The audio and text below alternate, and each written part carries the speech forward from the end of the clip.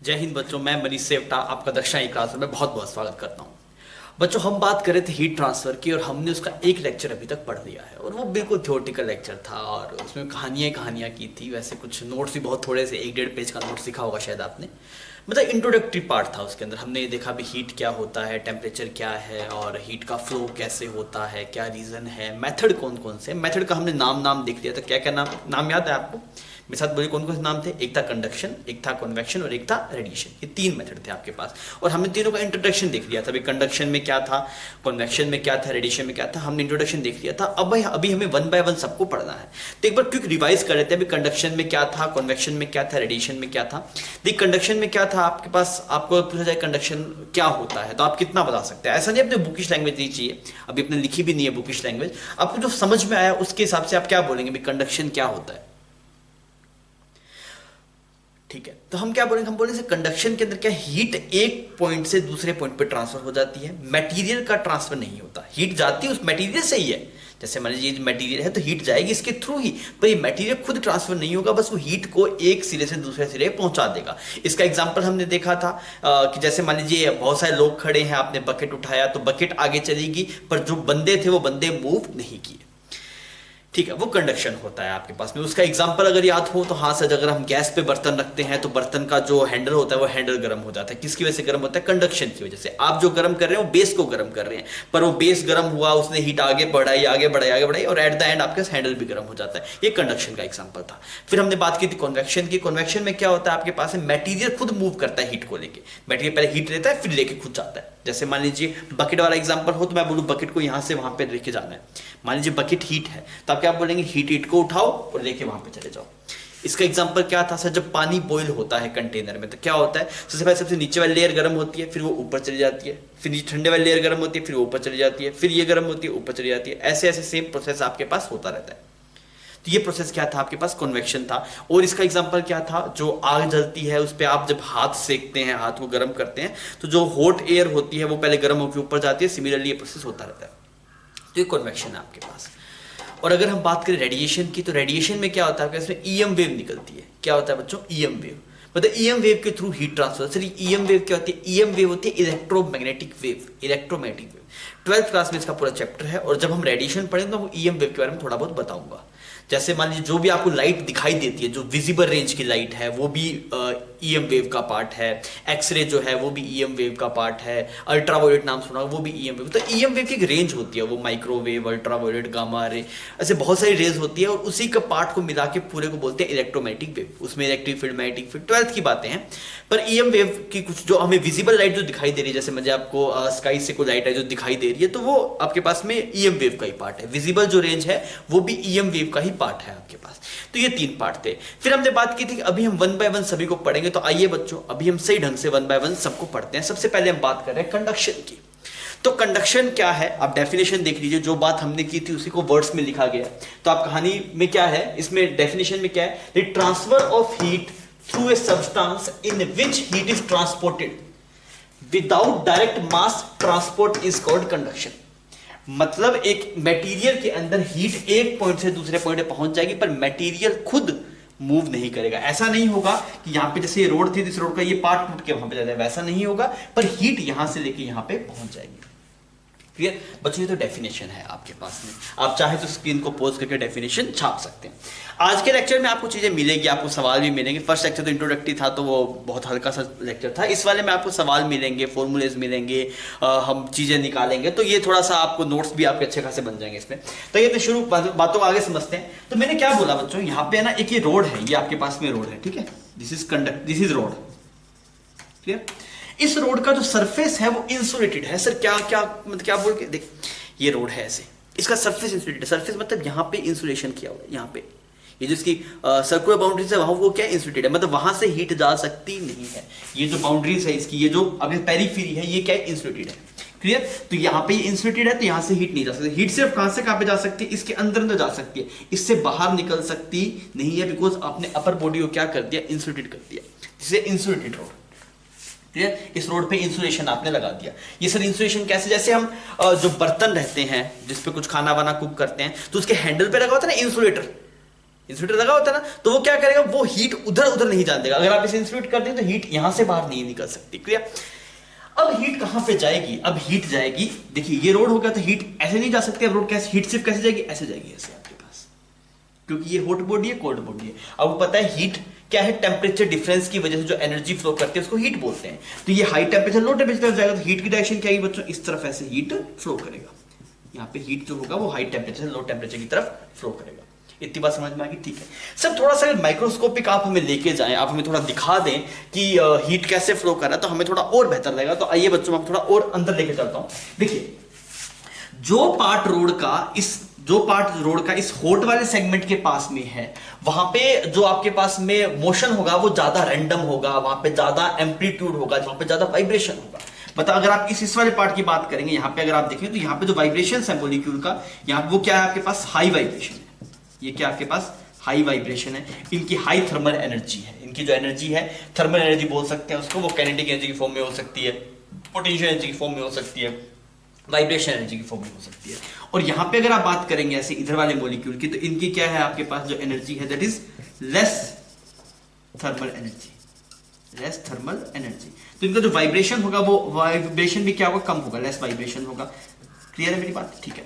अब होता क्या है, जैसे आप सबसे पहले इधर वालों को आपने रखा, तो ये वाले इसके पास से तो बहुत तेजी से ऐसे ऐसे वाइब्रेट कर रहे हैं, बहुत तेजी से वाइब्रेट कर रहे हैं, तो क्या करेंगे, इनका वाइब्रेशन की वजह से इससे आगे जो पार्टिकल थे उनको भी हिट करेंगे। ये आपको समझ में आया? जैसे मान लीजिए यहां पे ऐसे ये रोड है,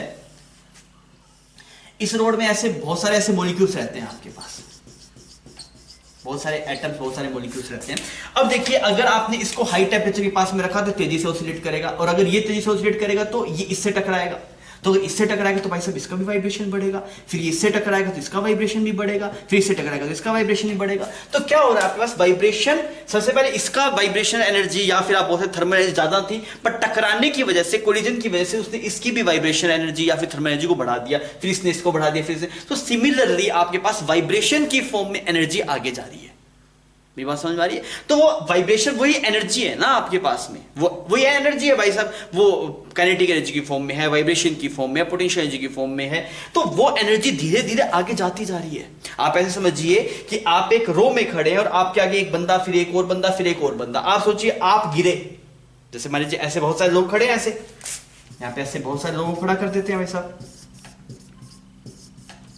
अब सोचिए अगर ये वाला आदमी गिरे, तो जैसे ये गिरेगा तो वैसे ये गिरेगा, फिर ये गिरेगा। साइकिल वाला एग्जांपल देखिए, आदमी में तो बुद्धि होती है, वो थोड़ा समझ जाएगा, पर साइकिल फिर कीजिए कि बहुत सारी साइकिल्स खड़ी है, एक साइकिल गिरेगी तो वो दूसरे गिराएगी, वो तीसरे गिराएगी, चौथे गिराएगी, पांचवें गिराएगी। तो जब आपने एनर्जी पहले साइकिल को दी थी, जो पहली जो बाईसाइकिल थी, आपने उसको एनर्जी दी, आपने उसको गिराया, पर उसने उस एनर्जी को आगे प्रोपोगेट करते करते उस टाइम में जितनी बाईसाइकिल थी सबकी सबको गिरा दिया। मेरी बात समझ में आ रही है? सिमिलर कंसेप्ट यहां पे होता है। आपने हाई टेम्परेचर से एक मॉलिक्यूल को एनर्जी दी, पर ये मॉलिक्यूल आगे वाले से टकराया, फिर आगे वाला टकराया, फिर आगे वाला टकराया, तो इसको इस तरीके से ये एनर्जी आगे आपके पास में होता रहा, कि आगे इसका ट्रांसमिशन होता रहा। अब मुद्दा ये आता है कि सर जी यार देखिए, एटम्स तो हर एक में होते हैं, सब में एटम्स है भाई। अगर आप मैं इसे पूछूं इसमें मॉलिक्यूल्स है, हाँ, इसमें एटम्स है, हाँ है, कंडक्टर में भी होते हैं, नॉन कंडक्टर में भी होते हैं। तो सर कैसे डिस्टिंग्विश हो जाता है भाई साहब, कोई कंडक्टर है तो वो अच्छा आपके पास में हीट का, मतलब आपको पता है कंडक्टर है वो आपके पास में उनमें हीट का कंडक्शन बढ़िया ढंग से होता है, they are the good conductor of heat, metals good conductor of heat होते हैं, जो इंसुलेटर्स हैं वो बैड कंडक्टर ऑफ हीट होते हैं। सर ऐसा क्यों होता है?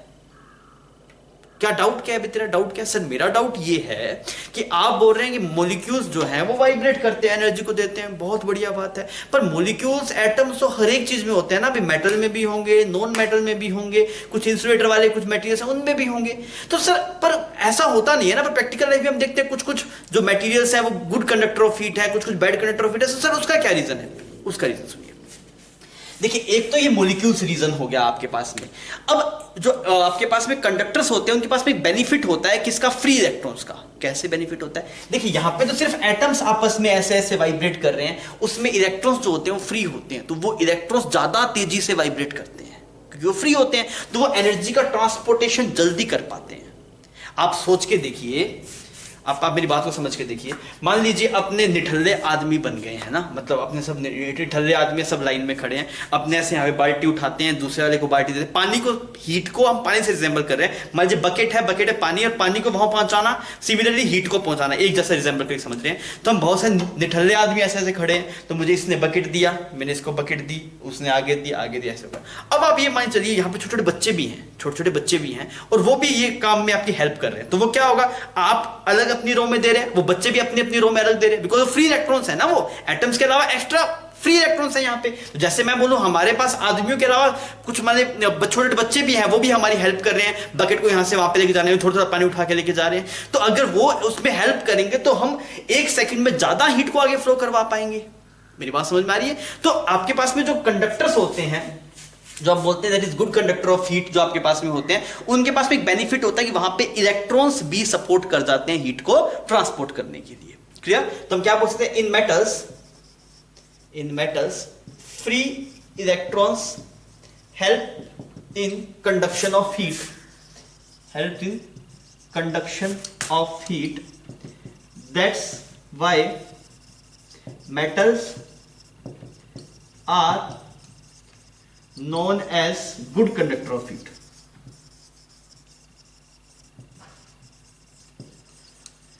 Good conductor of heat. मेरी बात समझ में आ गई? ठीक है, क्लियर है ये बात? तो ये बच्चों बेसिक तरीका हुआ, हमने इसमें क्या क्या सीखा भी, कंडक्शन की डेफिनेशन हमने सीख ली, कंडक्शन प्रोसेस कैसे हो रहा है उसके बारे में हमने जान लिया। अब है ना आपको जैसे बहुत सारी चीजों में क्या दिखाई देगा, एक चीज समझाता हूं मैं आपको ऐसे लिखा हुआ मिलेगा, ऐसे लिखा हुआ मिलेगा, यहाँ पे ये सोर्स है, ये सिंक है, ऐसे कई बार बोलते हैं ये सोर्स है, ये सिंक है, इसमें ऐसे रोड लगा हुआ है, ये क्या बच्चों इसको बोलते हैं, ये सोर्स है और ये क्या है, सिंक है। आपको बोल देगा इसका टेम्परेचर कुछ 100 डिग्री सेल्सियस, इसका टेम्परेचर कुछ 0 डिग्री सेल्सियस, ठीक है, ऐसा कुछ बोल दिया आपको। तो अब आपको क्या बोले, अगर ऐसा कभी दिखा दे तो इसका मतलब क्या होगा, इसका टेम्परेचर हमेशा 100 डिग्री रहेगा। अरे क्या क्या क्या बात चल रही है भाई, बात ये चल रही है एक्चुअल में तो देख हीट फ्लो करेगा, हीट कहां पे जाएगा, हीट यहाँ पे जाएगा, ऐसे हीट जाएगा, पर हीट को अगर जैसे हीट फ्लो करे टेम्परेचर कुछ घटना चाहिए, पर अगर ऐसे लिखा हुआ है कि ये सोर्स है 100 डिग्री का, तो आप इसे कितनी भी हीट लेते रहो इसका टेम्परेचर कम नहीं होगा। सोर्स का मतलब ही ये होता है बच्चों, अगर आपको कोई बोल दिया, ऐसे दिखा दिया, तो मतलब इसका टेम्परेचर हमेशा 100 डिग्री रहेगा। वो कैसे मेंटेन कर रहा है वो उसका काम है, वो चाहे तो स्टीम रखी हुई है उसने 100 डिग्री पे बहुत सारी, अब पूरी स्टीम जब पहले वाटर में कन्वर्ट होगा फिर जाके टेम्परेचर बढ़ेगा, वो कोई भी तरीका हो सकता है, पर आपको कभी ऐसा दिखाई देना बच्चों तो ये बात फिक्स हो जाती है कि इसका टेम्परेचर हमेशा कितना रहेगा, 100, प्रॉब्लम के अंदर उसका टेम्परेचर बदलेगा नहीं। सिमिलरली इसका 0 है तो ये 0 ही रहेगा, यहाँ पे हीट लेता रहेगा पर अपना टेम्परेचर नहीं इंक्रीज करेगा। सर ऐसा कैसे पॉसिबल? ऐसा पॉसिबल है, अगर आप देखें तो आपको पता है जो स्टीम बनती है वो 100 डिग्री पे बनती है। आपने कैलोरीमेट्री पता नहीं पढ़ा है कि नहीं पढ़ा, पढ़ा हुआ समझ में आया, नहीं तो कैलोरीमेट्री में आप इस बात को समझ जाएंगे कि 100 डिग्री पे स्टीम होती है आपके पास में। अगर आप उस स्टीम से कुछ हीट लेते रहेंगे तो पहले पूरी स्टीम वाटर में कन्वर्ट होगी, तो इतनी सारी हीट है, पहले उसको वाटर में कन्वर्ट करने बहुत हीट चाहिए, तो उतनी ड्यूरेशन तक इसका टेम्परेचर 100 बना रहेगा। सिमिलरली यहाँ पे मान लो कुछ आइस और वाटर सॉल्यूशन है, आइस और वाटर का 0 डिग्री पे सॉल्यूशन होगा आपके पास में, तो वो क्या करेगा, हीट लेता रहेगा, अपना टेम्परेचर नहीं बदलेगा, क्या करेगा, आइस को वाटर में मेल्ट करता रहेगा। तो ऐसा पॉसिबल है। सोर्स का मतलब क्या होता है, सोर्स का मतलब ये होता है आप उससे कितनी भी हीट ले लो वो अपना टेम्परेचर बदलेगा नहीं। सिंक का मतलब, सिंक समझते हैं हम, किचन में बोलते हैं किचन में सिंक में बर्तन रखो, सिंक मतलब जहां पे चीज खत्म हो रही है। सिंक का मतलब ये हो गया आप उसे कितनी भी हीट देते रहो उसका टेम्परेचर बदलेगा नहीं। सोर्स को किसी कितनी भी हीट देते रहो उसका टेम्परेचर नहीं बदलेगा, सिंक को कितनी भी हीट देते रहो उसका टेम्परेचर नहीं बदलेगा। क्लियर है बच्चों? तो बेसिक बात कर ली कंडक्शन के ऊपर। अब आइए थोड़ा सा हम ये जानने की कोशिश करते हैं, सर ये जो हीट फ्लो होगी इसकी वैल्यू कितनी होगी। अगर मुझे कुछ टेम्परेचर डिफरेंस आपको गिवन है, कुछ एरिया गिवन है, रोड की लेंथ गिवन है, तो हीट फ्लो कितना होता है वो हम देखना चाहते हैं। ठीक है, आप इतना छापिए फिर अपने आगे बढ़ते हैं। बच्चों बेसिक कंडक्शन क्या होता है, मतलब कंडक्शन किस तरीके से वर्क करता है वो सारा हम देख चुके हैं।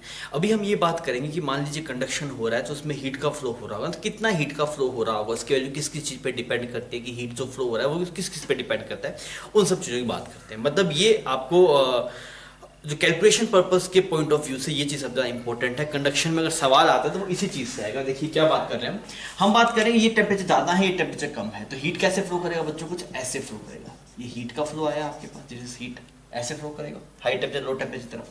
तो ये हीट कितना फ्लो करेगा, तो बच्चों dq/dt है। ये dq/dt क्या है, इसमें q जो है वो तो है हीट, क्यू तो है heat flow, dq by dt क्या हो गया, that is heat flow per unit time. वापस समझिए, क्यू है आपके पास में heat flow, dq by dt क्या हो गया, heat flow per unit time. ये किसके प्रोपोर्शनल आता है आपके पास, क्रॉस सेक्शन एरिया के डायरेक्टली प्रोपोर्शनल आता है। ये एक्सपेरिमेंटल रिजल्ट आपको मिले हुए हैं, ऐसा नहीं है कि ये रिजल्ट मतलब कोई कैलकुलेशन निकले, एक्सपेरिमेंट्स परफॉर्म हुए उसके बाद में जो रिजल्ट्स हैं वो निकले हुए हैं। इसको फोरियर लॉ की कैलकुलेशन में बोलते हैं, इसको आप फोरियर लॉ भी बोलते हैं। फोरियर लॉ का नाम नहीं लेना आपको, उसकी जरूरत नहीं पड़ेगी, वो हमारे सिलेबस में भी कोई नहीं बोलता फोरियर लॉ को। सिर्फ आप ये एक्सप्रेशन का रिजल्ट है वो आया है, वो एक्सपेरिमेंट से है, that is dq by dt, that is heat flow per unit time. वो किसके प्रोपोर्शनल है, एरिया के। कौन सा एरिया, ये ए है आपके पास, that is cross sectional area perpendicular to heat flow, perpendicular to the heat flow. Sir ये क्या है, समझ में नहीं आ रहा। देखिए मान लीजिए से ये एक मार्कर है आपके पास में और हीट यहां से यहां पे फ्लो कर रहा है, हीट यहां से लेके यहां पे फ्लो कर रहा है, ऐसे से हीट फ्लो कर रहा है। तो इसका जो एरिया होगा वो कौन सा एरिया होगा, परपेंडिकुलर एरिया ये वाला होगा ना, परपेंडिकुलर एरिया। मेरी बात समझ में आ रही है, हीट अगर ऐसे फ्लो कर रहा है तो इसके हर एक एरिया है वो यूनिफॉर्म है, आप कहीं से भी काट के देख लो ये वाला एरिया आपको मिलेगा। सिमिलरली अगर हम ऐसे देखते हैं कि ये मान लीजिए ये एक कोई मेटल की कुछ भी एक स्लैब है, हीट यहां से यहां पे फ्लो कर रही है, यहां से यहां पे, कौन सा एरिया देंगे बताइए, ये वाला एरिया देंगे। अगर हीट यहां से यहां पे फ्लो करे तो कौन सा एरिया देंगे, ये वाला एरिया देंगे। अगर हीट ऊपर से नीचे की तरफ जा रही है ऐसे तो कौन सा एरिया देंगे, ये वाला एरिया देंगे। हीट इस तरफ फ्लो हो रही है तो इसका परपेंडिकुलर ये वाला होगा। हीट अगर ऐसे फ्लो कर रही है तो इसके परपेंडिकुलर ये वाला एरिया होगा। हीट अगर ऐसे फ्लो कर रही होगी बच्चों तो इसके परपेंडिकुलर ये वाला एरिया होगा। समझ गया आपको ये बात। और ये सिंपल सी बात है, इसमें कोई बड़ी बात है। सोच के देखिए, अगर आपके पास में बड़ा एरिया की रोड होगी तो ज्यादा हीट को लेके जा सकता है, छोटे एरिया की रोड होगी तो कम हीट को लेके जाएगा। अच्छा तो आप फील करके समझ सकते हैं, क्लियर, ठीक है। और किसके प्रोपोर्शनल आता है ये, dq by dt प्रोपोर्शनल आता है आपके पास dt by dx। अरे ये क्या है, ये अपने आप में नई टर्म है। dt by dx क्या है बच्चों, dt तो शो कर रहा है चेंज इन टेम्परेचर को, ds क्या शो कर रहा है, ये डिस्टेंस को शो कर रहा है जो आप लेंथ चल रहे हैं। तो ये है आपके पास चेंज इन टेम्परेचर, dx क्या है आपके पास, लेंथ। तो इसे बोलते हैं टेम्परेचर ग्रेडियंट, टेम्परेचर ग्रेडियंट, इसको बोलते हैं temperature gradient. Change in temperature per unit length, delta T dt क्या है आपके पास, change in temperature, change in temperature by dx है ना, तो change in temperature per unit length, per unit length. और इसका जो थोड़ा स्मार्ट नाम है वो स्मार्ट नाम है टेम्परेचर ग्रेडियंट। ऐसी कभी वेलोसिटी ग्रेडियंट बोल दे, that is change in velocity per unit length. कोई भी चीज का एनर्जी ग्रेडियंट बोल, that is change in energy per unit length. समझ में आ रहा है। तो आप जितने डिस्टेंस मूव कर रहे हैं उसमें, जैसे आप समझ के देखिए, अगर आप यहाँ पे कुछ टेम्परेचर था T1 और यहाँ पे कुछ टेम्परेचर, यहाँ पे कुछ टेम्परेचर मान लीजिए T डैश, यहाँ पे कितना होगा T डबल डैश, और ये डिस्टेंस कितनी है x। तो अगर आप बोलिए यहाँ का टेम्परेचर ग्रेडियंट कितना होगा तो आप क्या बोलेंगे, पर ये बताओ कौन सा टेम्परेचर बढ़ा, T डैश बढ़ा या T डबल डैश बढ़ा। हीट कैसे जा रही है, ऐसे जा रही है। अगर हीट ऐसे जा रही है तो यह टेम्परेचर बढ़ा होगा, तो आप क्या लिखेंगे, T dash minus T double dash divide by x, ये होगा आपके पास dt by dx। यही हुआ ना टेम्परेचर ग्रेडियंट। समझ में आ गई बच्चों। तो ये आपको कभी टेम्परेचर ग्रेडियंट निकालना होगा तो आप देख लीजिए डिफरेंस इन टेम्परेचर कितना है, डिवाइड बाय लेंथ कर दीजिए। क्लियर, ठीक है, आगे बढ़ते हैं। ठीक है, इन दो चीजों पर प्रोपोर्शनल आ रहा है। अब सोचिए अगर हम इसको एक साथ लिखने जाएंगे तो dq by dt, proportional sign हटा रहा हूं तो ये कुछ कांस्टेंट लगाना पड़ेगा, वो कांस्टेंट लगा दिया, कुछ k है उस कांस्टेंट का नाम, यार प्रोपोर्शनल हटाऊंगा तो कांस्टेंट लगाना पड़ेगा, k a dt by dx। ये भाई साहब फॉर्मूला है कंडक्शन का और ये मोस्ट इंपॉर्टेंट है, this formula is most important. सारे कंडक्शन सवाल बच्चों जो हम करेंगे वो इसी फॉर्मूले में है, that is dq by dt is equal to minus k a dt by dx। अच्छा इसमें k क्या है, k कांस्टेंट है, समझ में आ रहा है आपको, ये कांस्टेंट है आपके पास, जिसे थर्मल कंडक्टिविटी, इस कांस्टेंट का नाम क्या होता है बच्चों, थर्मल कंडक्टिविटी। अब सोच के देखिए, अगर मान लीजिए आपके पास में एक यहां पे रोड लगानी थी, पहले आपने एक रोड लगाई मेटल की, फिर आपने एक रोड लगाई वुड की, पहले एक मेटल की रोड लगाई फिर एक वुड की रोड लगाई, तो और दोनों आइडेंटिकल रोड्स हैं आपके पास में, तो आप क्या बोलेंगे, उसका एरिया सेम है, लेंथ सेम है। तो अगर आप देखेंगे जो आपके पास में वुड की रोड होगी उसका जो एरिया होगा वही आयरन की रोड का एरिया होगा, और dt भी दोनों का सेम है और लेंथ भी सबकी सेम है, तो पर हीट फ्लो किस में ज्यादा होगा, मेटल वाले में ज्यादा होगा। तो उसको हम किससे इंटरप्रेट करेंगे, इस k वाले टर्म से इंटरप्रेट करेंगे।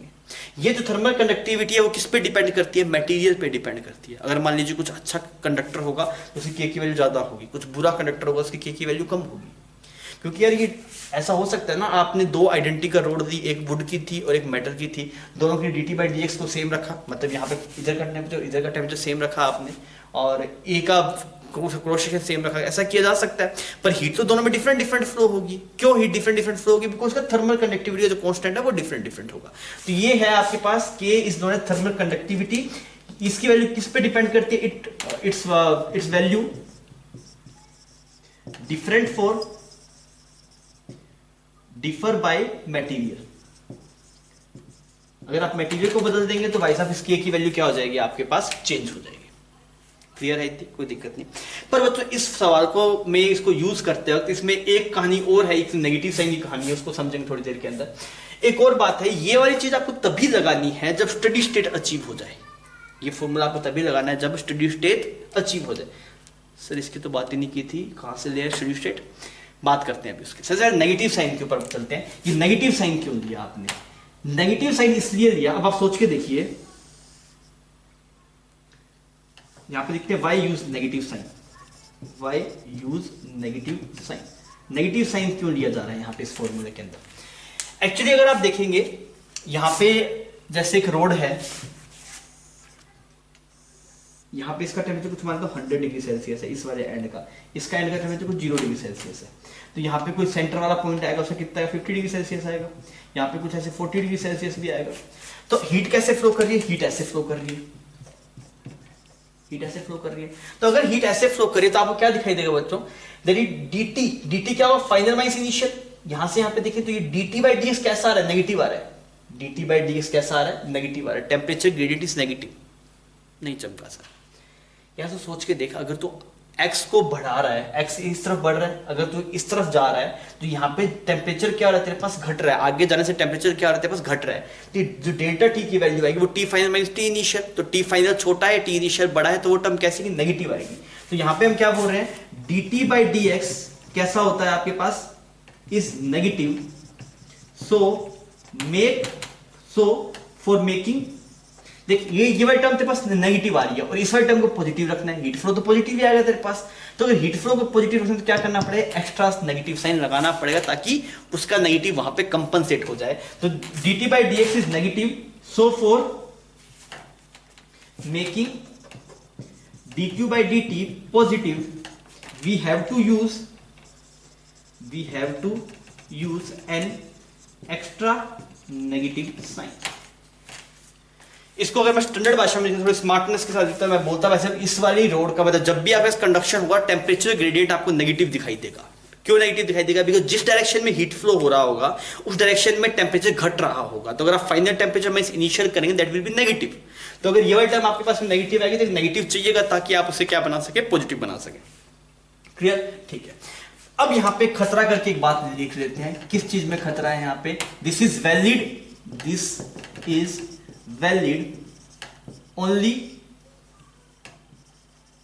only for steady state।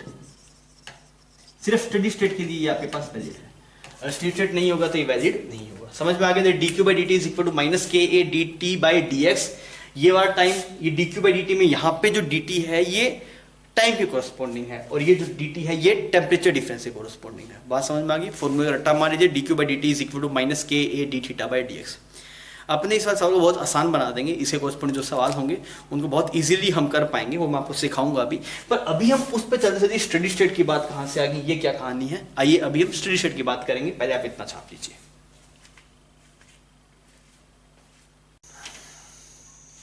बच्चों लास्ट साइड में अपने ने ये देखा कि भाई साहब अगर हीट फ्लो करता है उसकी वैल्यू कितनी है? That is minus K A D theta by D T. हमने इसके पैरामीटर्स जान लिए, ए क्या है, D theta by D T, वो सब चर्चा हम कर चुके थे। लास्ट में खतरा करके एक पॉइंट हमने लिखा था। वो पॉइंट ये था कि जब तक स्टडी स्टेट नहीं आएगी तब तक आप ये एक्सप्रेशन नहीं लगा सकते। तो भाई साहब ये स्टडी स्टेट क्या है, आइए अब उस पर थोड़ी चर्चा करके देखते हैं। देखिए स्टडी स्टेट के नाम समझ में आता है। स्टडी मतलब क्या होता है? स्टडी मतलब सब चीजें जैसे कॉन्स्टेंट होगी चीजें, मतलब चीजों में चेंज नहीं हो रहा, ऐसा कुछ वही स्टडी। मतलब अगर आप कुछ ना फिजिक्स कुछ ना जानते हो, मैं आपसे पूछूं भाई साहब स्टडी क्या होता है, तो आपको दिमाग में क्लिक कैसे? स्टडी का मतलब ये कि भाई स्टडी हो गया, मतलब सब कुछ एक जैसा सा हो गया, उसमें कुछ बदलाव नहीं हो रहा, that is named as study in practical life. तो वही सेम चीज यहाँ पे है। क्या है थोड़ा देखिएगा एक बार ना। हम जैसे ही बोले भाई साहब यहाँ पे एक रोड है आपके पास में ना, यहाँ पे ऐसे एक रोड है आपके पास में, इस रोड को इधर जो इनिशियली इसका जो टेम्परेचर था वो सराउंडिंग से उठा के लेके आया, सराउंडिंग का टेम्परेचर आप 20 डिग्री सेंटीग्रेड, ठीक है, एक रोड है और उसको सराउंडिंग में रखा गया, उसका टेम्परेचर 20 डिग्री सेंटीग्रेड से, तो इस रोड का भी कितना होगा 20 डिग्री होगा। सही है ये बात। अगर आपके रूम में कुछ चीज रखी हुई है बहुत लंबे टाइम से, जितना आपके रूम का टेम्परेचर होगा वही उस बॉडी का टेम्परेचर होगा, इसमें कोई दिक्कत नहीं होनी चाहिए। अच्छा अब देखिए बच्चों, अगर आप इस वाले रोड को तो एक सोर्स और सिंक में रख दें, यहां पे एक सोर्स मान लेते हैं कितने डिग्री पे, 100 डिग्री पे, और एक यहां पे सिंक मान लेते हैं कुछ 50 डिग्री पे। अरे सही है। अब क्या होगा, अब आप मुझे बता सकते हैं, अब सर जी धीरे धीरे हीट फ्लो करेगा। मैं क्यों हीट फ्लो करेगा, बिकॉज यहाँ का टेम्परेचर ज्यादा और यहाँ का टेम्परेचर कम, और जब टेम्परेचर डिफरेंस होता है हीट फ्लो करता है। बहुत बढ़िया। अगर हीट फ्लो करेगा तो हीट का डायरेक्शन बता दो, वो भी पता है हमें, हाई डायरेक्शन, मतलब हाई टेम्परेचर लो टेम्परेचर की तरफ, तो ये डायरेक्शन आ गया आपके पास हीट का। अब आप सुनिए मेरी बात, अगर मैं आपसे ये बोलूं कि जस्ट इसको यहां पे लगाया है, इस वाली रोड को उठा के जस्ट यहां पे लगाया है, तो रोड के इस वाले पॉइंट का टेम्परेचर पहले कितना था 20 डिग्री। क्या हमेशा 20 रहेगा क्या, नहीं सर जी, इसका बढ़ेगा। क्यों, क्योंकि इसके पास में है, तो इसके जस्ट पास वाले पॉइंट का टेम्परेचर अप्रोक्स कुछ 100 के आसपास ही बन जाएगा। और इसके जस्ट पास वाले का पूछूंगा तो पहले इसका टेम्परेचर 20, जैसे इसके पास में रखा तो इसका इसके बराबर बन जाएगा, तो 50 हो जाएगा आपके पास। इसका मतलब क्या हुआ भाई साहब, रोड पहले खुद का टेम्परेचर चेंज करेगी। सही है ये बात, रोड पहले खुद का टेम्परेचर को एडजस्ट करेगी, उसकी वैल्यू को बढ़ाएगी घटाएगी जैसे भी उसको रिक्वायरमेंट है। तो कैसे करेगी भाई साहब, टेम्परेचर को बढ़ाने घटाने के लिए हीट तो चाहिए होती है, तो वो हीट कहां से आई होगी, वो हीट इसके पास में ये जो हीट फ्लो हो रहा था उसमें से कुछ हीट को खा गया होगा। अरे कैसे, जैसे मान लो इंडियंस जो हमारे पास में ये ऑफिसर्स वगैरह रहते हैं सरकारी, वो सब जैसे रिश्वत लेते हैं वैसे ही काम करते हैं। यहां से वो हीट मांगेगा 100 डिग्री से, भाई साहब वहां पे 50 डिग्री अला हीट दे, तो वो उसको हीट देगा। क्यों, कुछ ही अपनी जेब में रख लेगा और कुछ आगे फ्लो करवा देगा। सर जी अपनी जेब वाले का क्या करेगा, अपनी जेब में रख के उससे अपना खुद का टेम्परेचर बढ़ाएगा, क्योंकि उसको टेम्परेचर बढ़ाना पड़ेगा दोस्त। यहाँ पे से 20 डिग्री है तो यहाँ पे रखेंगे तो यहाँ पे 20 डिग्री नहीं रह सकता ना, यहाँ पे बढ़ना पड़ेगा, 100 डिग्री जाना पड़ेगा, यहाँ पे 50 डिग्री जाना पड़ेगा। तो रिंग जो रोड के हर एक एलिमेंट को अपना टेम्परेचर चेंज करना पड़ेगा, और उस टेम्परेचर को चेंज करने उसको हीट की रिक्वायरमेंट है। तो हीट की रिक्वायरमेंट मतलब क्या करेगा, कुछ हीट पहले खुद लेगा। तो होता क्या है, अगर आप यहां पे आंख लगा के देखें, मान लीजिए आप हीट को देख सकते हैं, आपको जादुई शक्तियां मिल गई, आप हीट को देख सकते हैं, तो आप क्या बोलेंगे, सर जी अगर इस वाले क्रॉस सेक्शन से कुछ Q1 हीट गई और यहां पे एक दूसरा क्रॉस सेक्शन है उससे कुछ Q2 हीट गई, तो अगर मैं बात करूं बिफोर स्टडी स्टेट, अभी तक स्टडी स्टेट अचीव नहीं हुई है, बिफोर स्टडी स्टेट क्या होगा, बिफोर स्टडी स्टेट क्या होगा बच्चों, बिफोर स्टडी स्टेट। आप मुझे बता सकते हैं क्या ये Q1 Q2 बराबर होंगे क्या, अभी तक स्टडी स्टेट नहीं आई। अगर स्टडी स्टेट नहीं आई मतलब अभी भी जो रोड है वो कुछ घोटाला कर रही है, वो कुछ हीट खा रही है, उस हीट से अपना खुद का टेम्परेचर बढ़ा रही है। तो अगर मैं आपसे बोलूं Q1 Q2 में से कौन बड़ा होगा, Q1 बड़ा होगा किससे, Q2 से, और ये जो डिफरेंस ऑफ एनर्जी है that is Q2 minus Q1, उतनी हीट ये वाला पोर्शन खा गया, और इसको खाए क्या कर रहा है, वो टेम्परेचर बढ़ा रहा है आपके पास। क्लियर। तो ये कब तक खाता है सर, हमेशा खाता रहेगा, नहीं, ये पॉलिटिशियन की तरह नहीं है, हमेशा नहीं खाता, ये एक इसकी लिमिट है, जब तक इसके फिक्स टेम्परेचर आ जाएंगे उसके बाद में खाना बंद कर देगा। क्या बोल रहा है मास्टर, सुन मेरी बात, अगर उसे पता है कि मुझे पास, उसको पता है कि रोड के इस वाले पॉइंट का टेम्परेचर 100 डिग्री होना चाहिए, जैसे 100 बन जाएगा उसके बाद बोलेगा अब अपने को हीट नहीं खाना, तेरी जो हीट आ रही है आगे भेज देता हूं। क्लियर। सिमिलरली मान लो इस वाले पॉइंट का टेम्परेचर कुछ 80 डिग्री बनना है, तो वो पहले अपना टेम्परेचर 80 बनाएगा, जितनी रिक्वायरमेंट है उतना बनाएगा, और जब वो 80 बन जाएगा उसके बाद में वो कोई हीट नहीं खाएगा। This is not like a politician, वो जो खाते रहते हैं, ऐसा नहीं है भाई साहब, इसकी एक लिमिट है, ये खाता है पर एक लिमिट है, जब उसकी लिमिट पूरी होगी उसके बाद में नहीं खाता, जितना पीछे से आएगा बाद में सारी हीट को आगे दे देगा।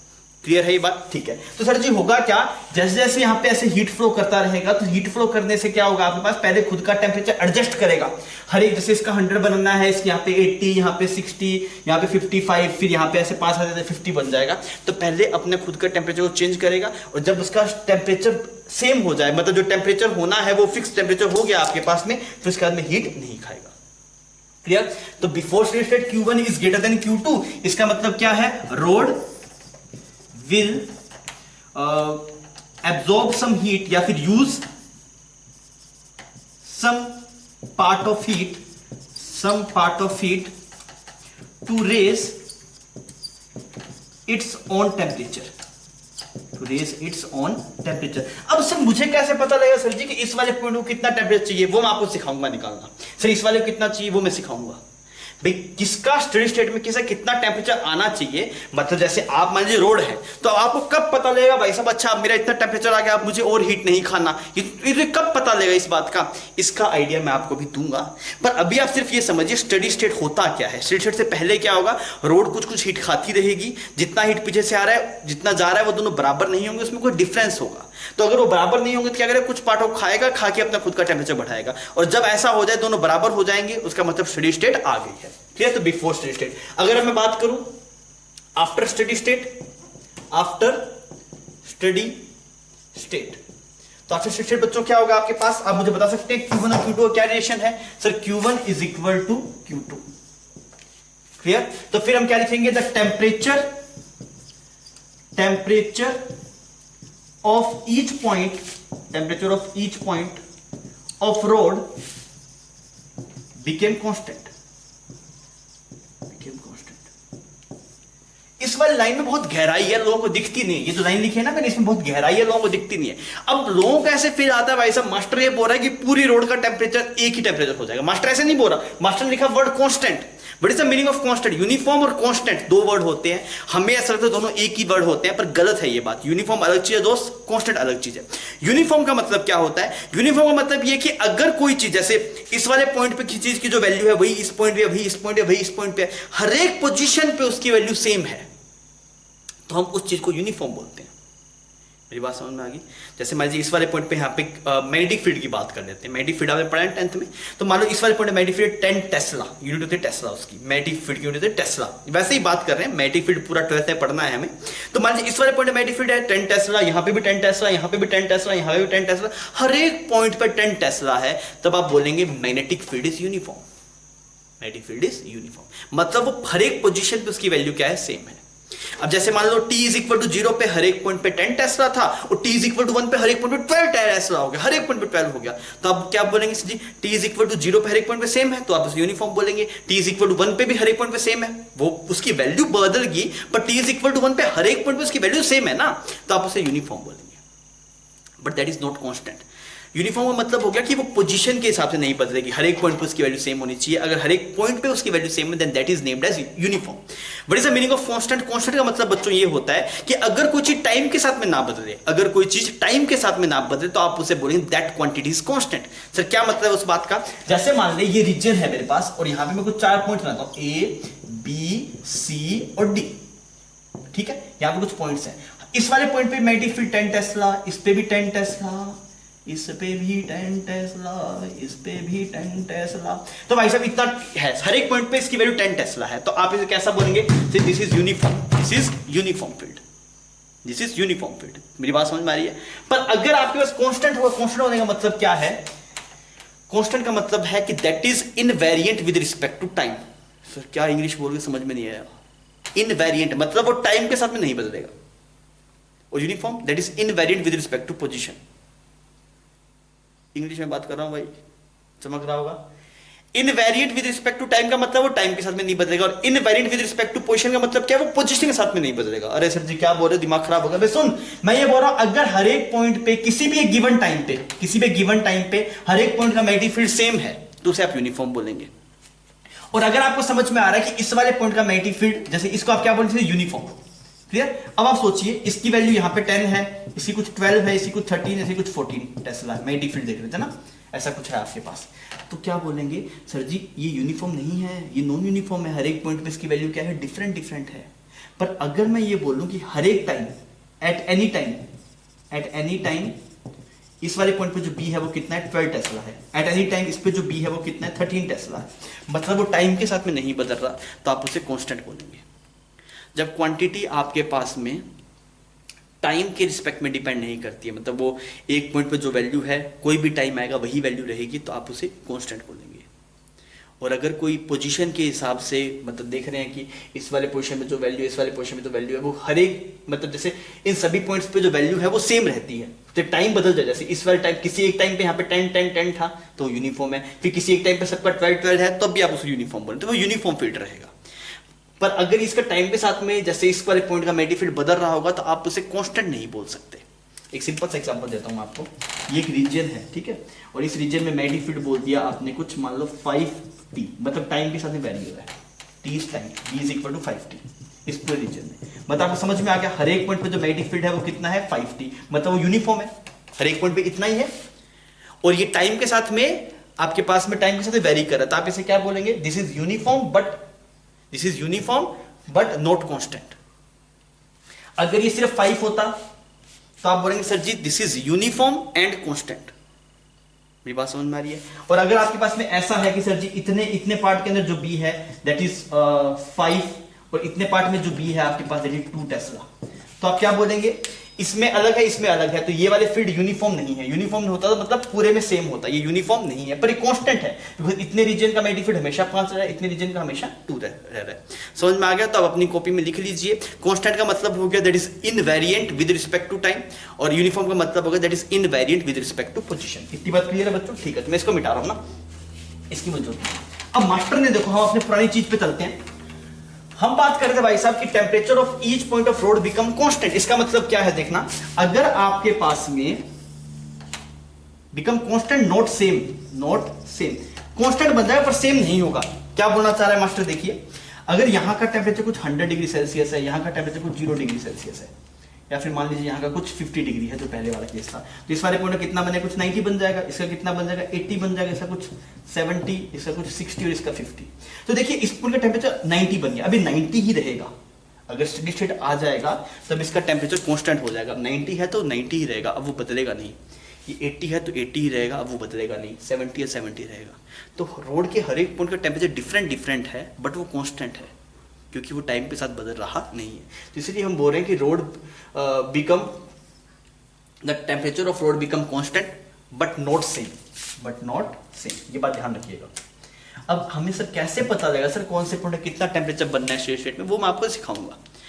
तो आपको समझ में आ गया भाई साहब स्टेडी स्टेट क्या होती है। स्टेडी स्टेट पे हर एक पॉइंट का जो टेम्परेचर है वो कांस्टेंट हो जाता है। पीछे से जितनी हीट आती है सारी की सारी हीट को आगे सप्लाई करता है, खुद कोई हीट खाता नहीं है।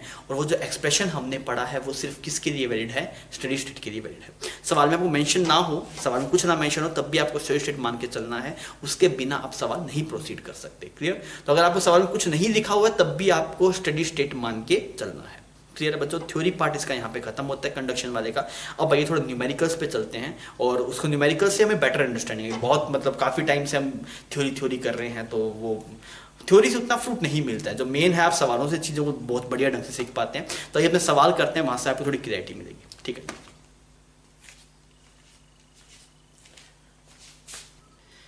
आइए बच्चों अपने सवाल शुरू करते हैं। और सवाल आप मेरे साथ फ्रेम करना सीखिए। अपने सवाल आप अपने मिलके सवाल बनाएंगे, फिर अपने सॉल्व करेंगे। तो अगर आप सवाल की फ्रेमिंग सीख जाएंगे तो आपको आइडिया लग जाए भाई कोई किस तरीके का सवाल बना सकता है। तो आइए सबसे पहले अपने कर रहे हैं बिल्कुल फॉर्मूला बेस्ड सवाल, जिससे हमें थोड़ा यूनिट का आइडिया लग जाए। अच्छा, के की यूनिट कैसे लिखी जाती है, dq/dt की यूनिट क्या होती है। तो बेसिक आइडिया लेने के लिए हम सबसे पहले सिंपल सवाल करते हैं, बिल्कुल सिंपल सवाल करते हैं।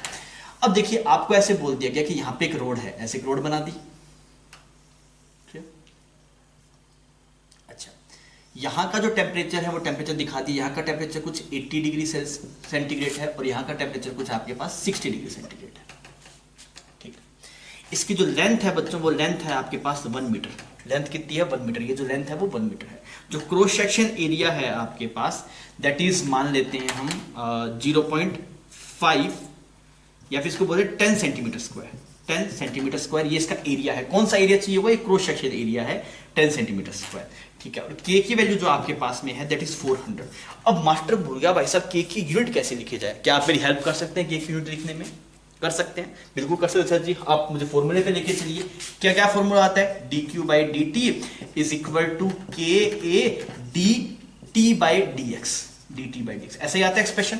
अच्छा यार, इसका ये dq/dt की यूनिट बता सकते हैं? dq/dt से q की यूनिट क्या होती है? q हीट होता है, हीट की यूनिट क्या होती है? जूल। हीट वर्क जैसा था ना, तो हीट की यूनिट क्या होती है? जूल। क्यू की यूनिट होती है बच्चों जूल। ये बात पता होगी मेरे हिसाब से। आपको नहीं पता है तो केमिस्ट्री में हम सीखी, नहीं सीखी नोट कर लीजिए। क्यू की यूनिट क्या होगी बच्चों? जूल। तो ये तो बन गया जूल पर सेकंड। ये एक्सप्रेशन क्या बन गया बच्चों आपके सामने? That is joule per second. ये एरिया नीचे चला गया, मीटर स्क्वायर। ये देखिए एरिया को नीचे लेके चला गया। क्लियर? यहाँ पे ये क्या बन गया आपके पास? -k और ये dt/dx। dt difference in temperature, तो ये किसके अंदर है? केल्विन के अंदर है। This is in kelvin. और ये जो dx है वो लेंथ है, तो ये भी किस में, मीटर में, 1 मीटर ने 1 मीटर को उड़ा दिया। तो भाई साहब जो k का जो एक्सप्रेशन आपके पास में है, k की जो यूनिट निकल के आ रही है that is joule per metre second और केल्विन। अरे बात समझ में आ गई, कोई दिक्कत नहीं है, दिखाई दे रहा है ना आपको, ये जूल पर सेकंड, ये मीटर हो गया, ये केल्विन। केल्विन को के नहीं लिखा क्योंकि यहाँ पे कंफ्यूज ना हो जाए आप, क्लियर। तो यहाँ पे जो आपके पास में इसका ये कॉपर का मान लेता हूँ, इसको बोलते हैं जैसे कॉपर, तो उसके कॉपर का जो थर्मल कंडक्टिविटी होगा that is joule per metre second और केल्विन, क्लियर। ये आपके पास यूनिट है, आपको निकालना क्या है, फाइंड आउट, ये उसकी यूनिट आ गई बच्चों के की। हम सवालों से सीख रहे हैं, अगर आपको दिक्कत हो इसको लिखने में तो आप नोट्स में लिख सकते हैं अगर चाहें तो। अब इस सवाल में निकालना क्या है, find dq by dt, dq by dt। अच्छा इसको क्या बोलेंगे, dq by dt क्या है, that is dq by dt क्या बोल सकते हैं बच्चों, that is heat transfer per unit time, ये होगा heat transfer per unit time. इसको क्या बोल सकते हैं, heat transfer per unit time, per unit time. अच्छा और इसका एक और नाम भी हो सकता है, उसको बोलते हैं हीट करंट, हीट करंट।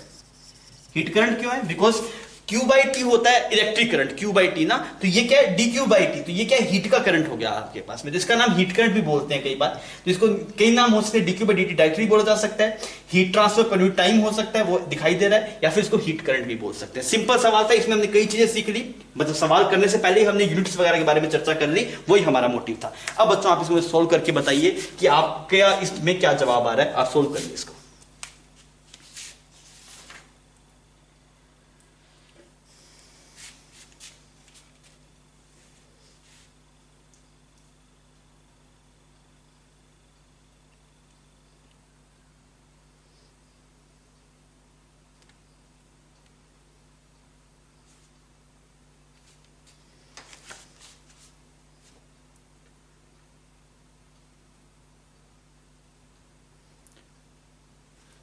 हाँ बच्चों हुआ, आइए अपन इसको प्रोसीड करते हैं। अगर आपने नहीं किया है तो आप स्क्रीन को पॉज कर लीजिए एक बार।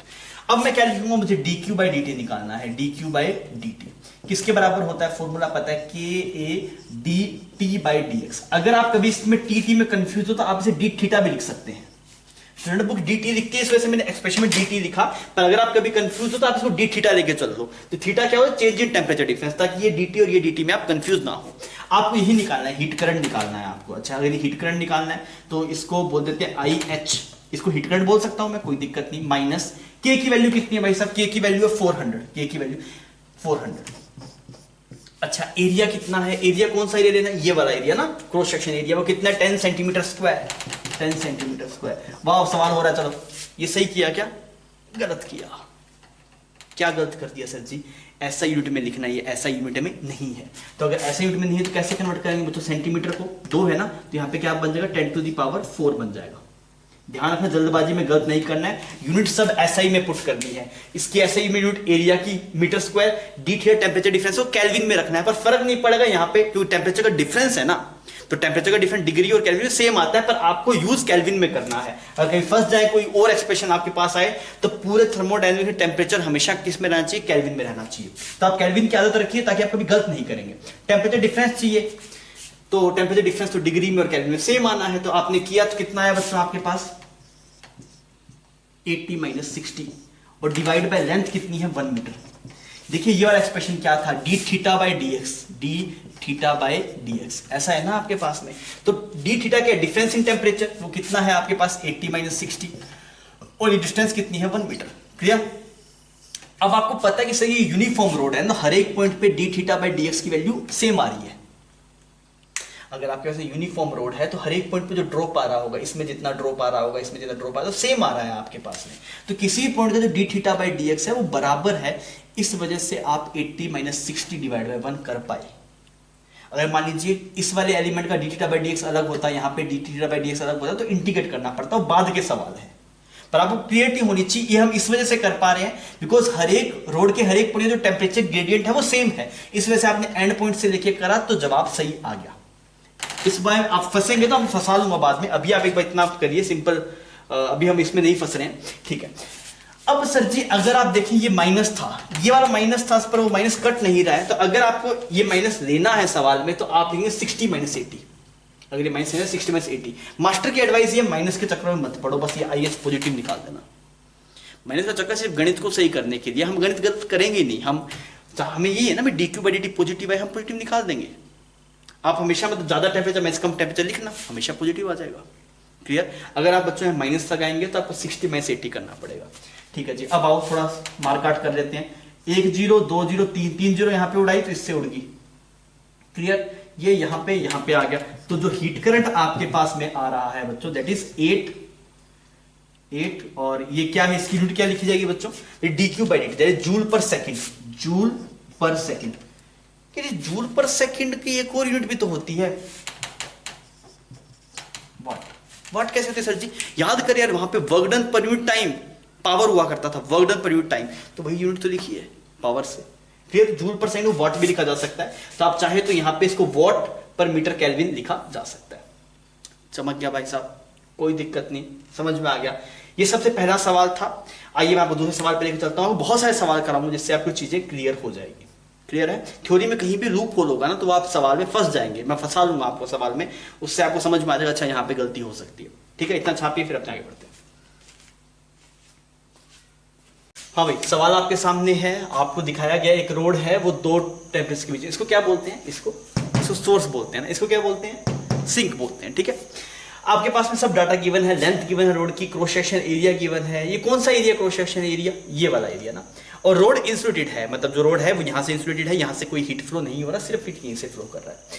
तो आपको के को इसका नाम क्या था, नाम याद है क्या, दैट इज थर्मल कंडक्टिविटी। बहुत बढ़िया।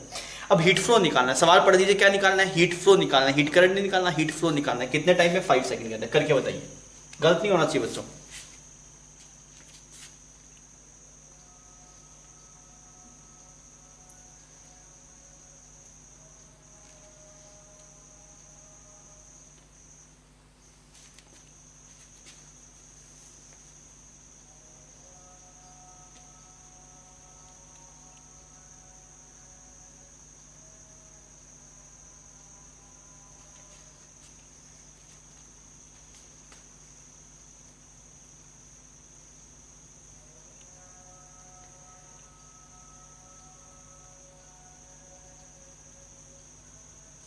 हाँ भी हुआ। आइए हम क्या लिखेंगे sir ji, D Q by D T का एक्सप्रेशन आता है, वो आता है minus K A D theta by D X. मैंने टी नहीं लिखा, डी थीटा लिख दिया ताकि आप टेम्परेचर में कंफ्यूज ना हो, टेम्परेचर टाइम में।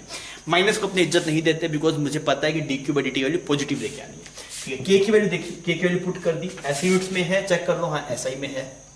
ठीक है, एरिया की, एरिया ऐसे यूनिट्स में है नहीं, एसआई में नहीं है। सेंटीमीटर किस में कन्वर्ट करना पड़ेगा, मीटर में, 10⁴ आ जाएगा यहाँ पे।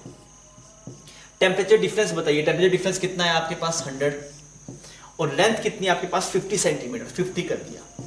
अरे सर जी सेंटीमीटर में इसको मीटर में कन्वर्ट करो, अच्छा मीटर में कन्वर्ट करना है, आइए इसको डिवाइड बाय 100 कर देते हैं।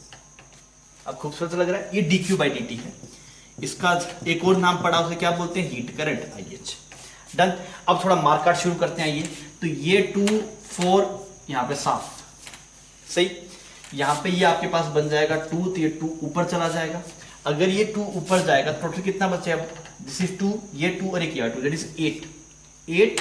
और इसकी यूनिट क्या है आपके पास, joule per second, joule per second में वोट लिखा जा सकता है। सवाल खत्म हो गया क्या, नहीं सवाल खत्म नहीं हुआ। क्या पूछा था आपसे, पूछा गया find out heat flow through rod in 5 seconds. ये कितने सेकंड में, ये वाट है ना, 1 सेकंड में कितनी हीट जा रही है, ये D Q by D T आया ना बच्चों। D Q by D T का मतलब क्या होता है वैसा, 1 सेकंड में कितनी हीट गई। अगर आप बात करेंगे 5 सेकंड में कितनी हीट गई, तो क्यू का एक्सप्रेशन अगर आप लिखेंगे तो कितना आ जाएगा, आई एच मल्टीप्लाई टी। तो कितना आ जाएगा आपके पास, that is 8 multiply 5, that is 40। अब यूनिट वाट आएगी क्या, नहीं अब यूनिट जूल आएगी। ये क्या था, जैसे 8 जूल पर सेकंड, इसमें सेकंड मल्टीप्लाई किया, सेकंड से सेकंड कट गया, तो क्या बचा आपके पास, जूल बचा। बात समझ में आ गई। आपने इससे क्या सीखा, यहां से हमें हीट करंट मिलता है, 1 सेकंड में कितना हीट फ्लो है वो मिलता है। अगर आपको कोई टाइम इंटरवल पूछेगा तो उसमें टाइम मल्टीप्लाई करना पड़ेगा। फिर आ रही है बच्चों इस चीज की, कोई दिक्कत नहीं, चीज दिखाई दे रही है, बहुत बढ़िया। ठीक है, आप छापिए, फिर मैं आपको आगे ले चलता हूं और सवाल करवाता हूं।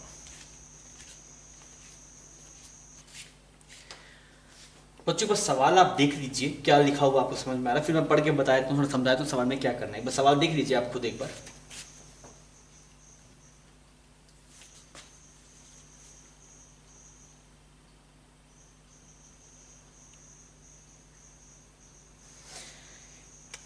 दिस इज मेल्ट ना, this is not weak, this is melt.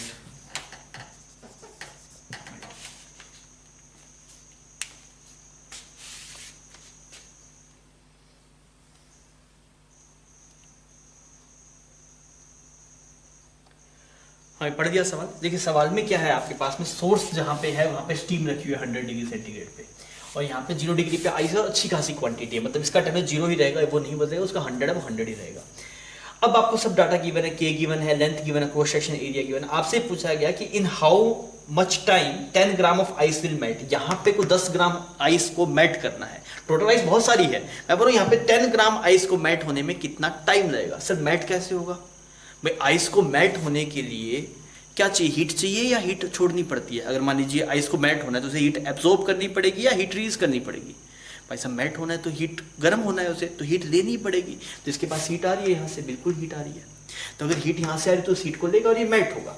अब आपसे पूछा गया लेटेंट हीट ऑफ फ्यूजन आपको गिवन है। लेटेंट हीट ऑफ फ्यूजन क्या होता है कि कितनी हीट रिक्वायर्ड हो कि 1 ग्राम मास को, मतलब 1 ग्राम आइस को 1 ग्राम वाटर में कन्वर्ट करने के लिए कितनी हीट रिक्वायर्ड होती है, 80 calorie. This is latent heat of fusion. Latent heat of fusion क्या है, 1 ग्राम आइस को 1 ग्राम वाटर में कन्वर्ट करने के लिए कितनी हीट रिक्वायर्ड है, वो लिखा है 80 कैलोरी रिक्वायर्ड है पर ग्राम। क्लियर। अब मुझे सवाल करके बताइए, गलती मत करना, सीधी मिस्टेक हो सकती है, गलती मत करिए, सवालों से ढंग से पढ़ के सोल्व कीजिए।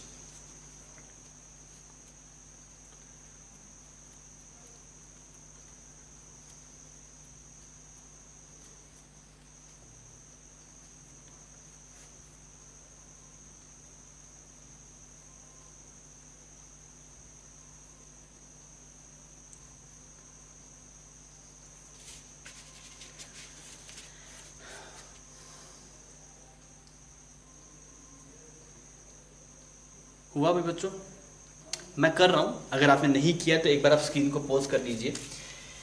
देखिए सवाल में मुझे सबसे पहले मैंने निकाला कि dq बाई dt कितना है। dq बाई dt मतलब हीट करंट, तो वो क्या एक्सप्रेशन है, दैट इज के A D theta by dx। Negative को इज्जत नहीं दे रहा, नेगेटिव साइन को मैं इज्जत नहीं दे रहा, ठीक है। dq बाई dt ये IH है, ये हीट करंट है आपके पास। अच्छा k की वैल्यू पुट करते हैं, दैट इज 500 ऐसे यूनिट में है, पुट कर दिया। a की वैल्यू ऐसे यूनिट में है क्या, नहीं है, उसे कन्वर्ट करना पड़ेगा, that is 5 divide by 10 to the power 4। Fine.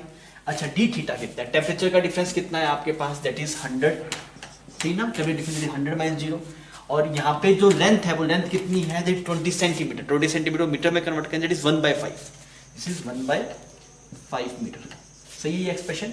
अब आइए थोड़ा मार्क आउट शुरू करते हैं, ये 2 जीरो उड़ गई यहाँ पे। तो IH की वैल्यू कितनी है बच्चों आपके पास, IH की वैल्यू देखिए, ये 125 जूल पर सेकेंड। सही है ये रिजल्ट, कोई दिक्कत नहीं, ठीक है। अब हम क्या करते हैं, अब हमें पता है कि भाई साहब कितनी 10 ग्राम आइस को मेल्ट करने के लिए कितनी हीट रिक्वायर्ड है, वो हम देखते हैं। तो heat required to melt 10 gram of ice. तब क्या करें, देखिए 1 ग्राम को मेल्ट करने के लिए कितनी चाहिए, 80 कैलोरी चाहिए। तो 10 ग्राम को मेल्ट करने के लिए कितनी चाहिए, दैट इज 80 मल्टीप्लाई 10, कितना है, दिस इज 80 मल्टीप्लाई 10, कितना है बच्चों, 800 कैलोरी। मतलब 800 कैलोरी हीट आपको चाहिए। अब आप देख लो यार, यहां से 800 कैलोरी कब कितने टाइम में जाएगी वो देख लेते हैं। तो हमने ये किया, that is 125 multiply time is equal to 800। ये सही है क्या बच्चों, गलत है। आप ध्यान से देखिए, यहाँ पे यूनिट, ये किसमें, कैलोरी में, और ये किसमें, जूल में। ये कैलोरी में है, ये जूल में है। और आपको बताया था 1 कैलोरी अप्रोक्सीमेट होता है 4.2, जो एग्जैक्ट चीज that is 1.8, that is 4.18 exact होता है। 1 calorie is equal to 4.18 joule. पर अगर आप अप्रोक्सीमेशन यूज कर लेंगे then 1 calorie will be 4.2 joule. तो हम यहाँ पे 4.2 कन्वर्ट कर रहे हैं। क्लियर, ये खतरा था, यहाँ पे यूनिट चेंज करनी थी, उसमें गलती नहीं करनी है। क्या आपने उसमें गलती की है क्या, अगर की है तो सावधान रहिए, आप सवाल से ही नहीं पढ़ते हैं। हम बहुत सारी गलतियां सवाल से ही ना पढ़ने की वजह से करते हैं ना। आइए थोड़ा देखते हैं, 10 को 10 से उड़ा दिया, यहाँ पे देखा तो 16 बन गया, यहाँ पे 25 बन गया, और तो कुछ कट नहीं रहा है। तो t की वैल्यू कितनी है, 16/42 मल्टीप्लाई 25 सेकेंड। फिर सोल्व कर लीजिए, आपको जवाब मिल जाएगा। आसान था ना। बस इसमें एक स्टेप आगे चलेगी, उससे बस ये पूछ लिया कि इतनी ग्राम आइस को मेल्ट करने के लिए कितना टाइम लगेगा। और सवाल में कुछ था नहीं, सवाल वैसा ही था जो पहले कर रहे थे, बस एक स्टेप यहां से बढ़ गया। बात समझ में आ गई। यूनिट्स का बच्चों खास ध्यान रखेंगे, सवाल को सही ढंग से पढ़ेंगे, उसमें हम गलती नहीं करेंगे। क्लियर? ठीक है बच्चों, छाप लीजिए।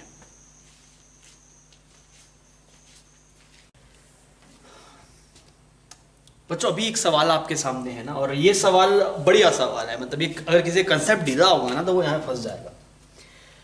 ऐसा ना एक सवाल करंट एक्सिटी में एक बार जेई ने पूछा था, जेई में एक बार करंट एक्सिटी के अंदर आया था, और करंट एक्सिटी और कंडक्शन काफ़ी हद तक लिंक भी हैं। नेक्स्ट वाले लेक्चर के अंदर हम उनका लिंक देखेंगे, और हम कंडक्शन के जो अच्छे सवाल होंगे उनको हम करंट एक्सिटी से करेंगे। आपको मैं पहले करंट एक्सिटी थोड़ा बेसिक आइडिया दूंगा, उससे आप सीख जाएंगे, फिर आप कर पाएंगे। अब हम मुद्दे पे आते हैं, हमारा सवाल क्या है। देखिए एक मटेरियल है, एक मटेरियल से आपने एक क्यूबॉइड बना रखा है ना, साइड्स दिखा रखी है, ये एक्स है, ये वाई है, और ये जेड है, आपके पास दिखाई दे रहा है जेड एक्स वाई। अब क्या हो रहा है आपके पास में, temperature difference source of sink का given delta theta thermal conductivity K है। अब मैं क्या करूंगा, मैं डिफरेंट फेसेस के बीच में सोर्स एंड सिंक लगाऊंगा। जैसे मान लीजिए अगर मेरे पास में ऐसे लेट अज्यूम ये कुछ आपके पास में एक क्यूब है, तो पहले मैं क्या करूंगा, इसके और इसके बीच में सोर्स लगाऊंगा, फिर मैं इसके और इसके बीच में लगाऊंगा, फिर इसके और इसके बीच में लगाऊंगा, और फिर आपसे पूछूंगा हीट करंट कितना आ रहा है, वो आपको निकाल के बताना है। तो अगर मैं सबसे पहला बोलूं, first case, if source and sink is in between, कौन कौन से फेस में है आपके पास, ABCD एंड लास्ट वाला फेस, ये फ्रंट वाला ले रहे हो बच्चों, बैक वाले ले, बैक वाले का नाम क्या है, that is EFGH and EFGH। तो हीट करंट कितना आएगा ये आप मुझे बताइए। सवाल से ढंग से देख लीजिएगा, सोर्स और सिंक किसके बीच में लगाया, फ्रंट और बैक फेस के बीच में, that is ABCD and EFGH। तो आपसे पूछा गया बताइए भाई साहब हीट करंट कितना आएगा, निकाल सकता है ना, बता निकाल के। दिमाग पे जोर डालना भाई, गलत नहीं होना चाहिए। इसमें जो पॉइंट अच्छा था वो मैं आपके साथ में शेयर कर चुका हूं थ्योरी के टाइम में।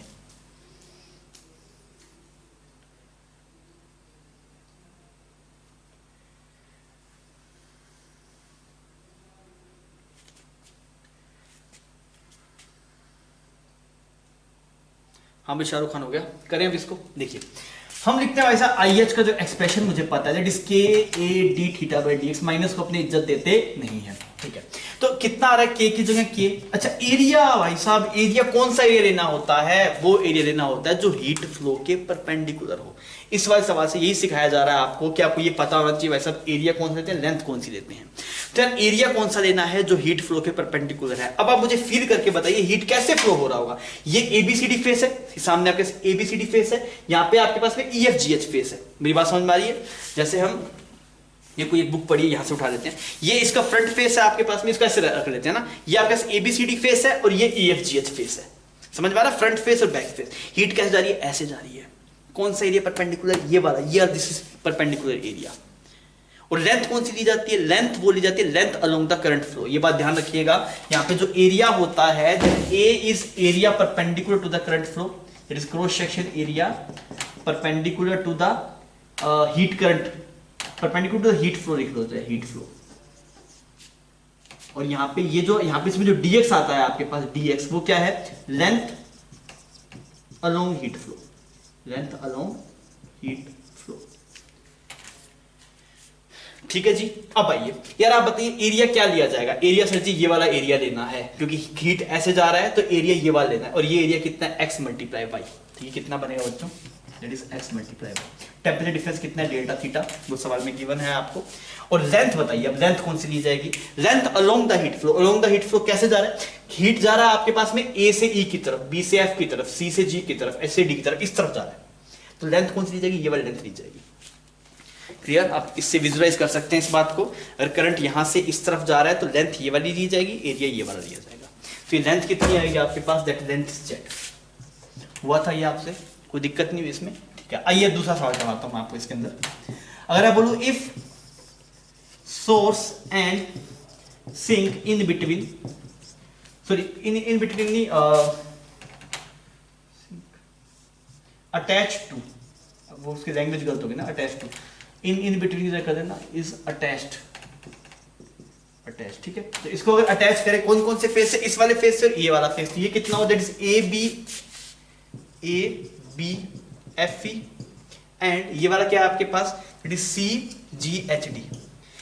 अगर इन दो फेस के अंदर आपने लगाया है तो आप बताइए कितना आपके पास में हीट करंट आएगा।